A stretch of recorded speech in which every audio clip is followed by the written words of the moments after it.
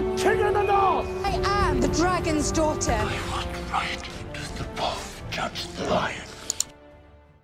Hello, sweet summer children. So there seems to be some confusion about the title of the next episode. IMDb posted on their website that episode 5 would be titled Blood of the Dragon. They're usually pretty reliable, but almost everywhere else was saying the episode is titled Eastwatch. IMDb did actually change the title to Eastwatch. If you're not already, please click that subscribe button and smack that thumbs up like Tyrion hit Joffrey. So the title Blood of the Dragon is probably the title for episode 6. They probably got it mixed up. IMDb didn't pull that title out of thin air. But let's talk about what will happen in episode 5. Let's not get ahead of ourselves. Careful for possible spoilers because IMDb posted something else and it's a major spoiler. So they also posted the cast that will be appearing in said episode. That's right, you guessed it, the return of a fan favorite, Gendry. Joe Dempsey is listed and will appear in episode 5. Gendry will return. Gendry has been rowing his boat since season 3. Just to refresh, Gendry was given up by the Brotherhood without banners after he chose to join them. They gave him over to Melisandre, where he learned he was Robert Baratheon's son. He was taken to Dragonstone and used for his king's blood before Davos helped him escape. During filming, people did see Gendry filming with Tyrion and Davos, and also a few gold cloaks that he might kill. Gendry was also carrying a warhammer similar to Robert Baratheon's warhammer.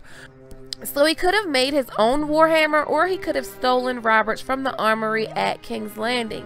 In the books, Robert's warhammer was last seen on display at the Tourney of the Hand, so I don't know how he would steal it from a heavily guarded fortress known as the Red Keep, but let's be honest, stranger things have happened. Anyway, yay for the return of Gendry.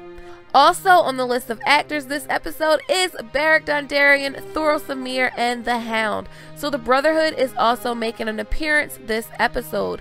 The last time we seen them, they were in the Riverlands heading north, so they should already be in the north. They are part of the crew or Suicide Squad that will accompany Jon and his crew north of the Wall. So there are two places I could see them going, and that's Winterfell or the Wall. If they went to Winterfell, that of course would be interesting because Arya does not like them for what they did to Gendry. And then we could get a reunion with Arya and the Hound. It would also be interesting to see the Brotherhood without banners, being followers of the Lord of Light, interact with Bran, the three-eyed raven. But with time being so limited and this episode title being Eastwatch, I'm thinking their destination is the Wall, and specifically the castle by the sea from Sandor Clegane's vision, which is indeed Eastwatch. When they get to Eastwatch, Tormund Giantsbane is already going to be there. He left for Eastwatch in episode 1, so he is there manning the castle, and I don't know how that interaction could play out. Also, Randyll Tarly is in the episode. I've talked about all of this foreshadowing about the Mad King and all those mentions of the Mad King. In the preview, we see Daenerys outside of King's Landing talking to people with Tyrion, and Drogon is above her. She's asking the people to bend the knee and support her. Randyll Tarly and Dickon were not killed. We did not see them die. They are also listed to appear in the episode, so Daenerys could very well ask them to bend the knee, and if they don't, which they won't, because Randyll Tarly hates wildlings, aka savages, aka Dothraki, aka foreigners, so she could use Drogon to do the Mad King rendition of the killing of Brandon Stark and Rickard Stark on Randyll Tarly and Dickon Tarly.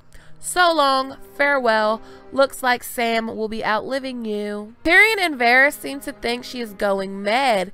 In the preview, they are talking about her, and Tyrion looks really concerned, and so does Varys. So she's gonna have to do something else, because their concern can't be about the battle that just happened. Let's be honest, she didn't do anything other than what she was supposed to do. She's a Targaryen. It was a battle. Fire and blood. She's a dragon. When Daenerys gets back to Dragonstone on the back of Drogon, she's gonna roll up on Jon. Drogon is squealing all in Jon's face, but Jon is blood of the dragon, so he won't be afraid of Drogon. And he may very well win Dany's trust 100% depending on how Jon's interactions with Drogon go down. I actually think the image from the trailer of Drogon smiling was at Jon. Jon gets a raven and he's in the chamber of the painted table saying that Bran saw the army of the dead moving towards Eastwatch. Jon will probably leave Dragonstone this episode and head for Eastwatch himself.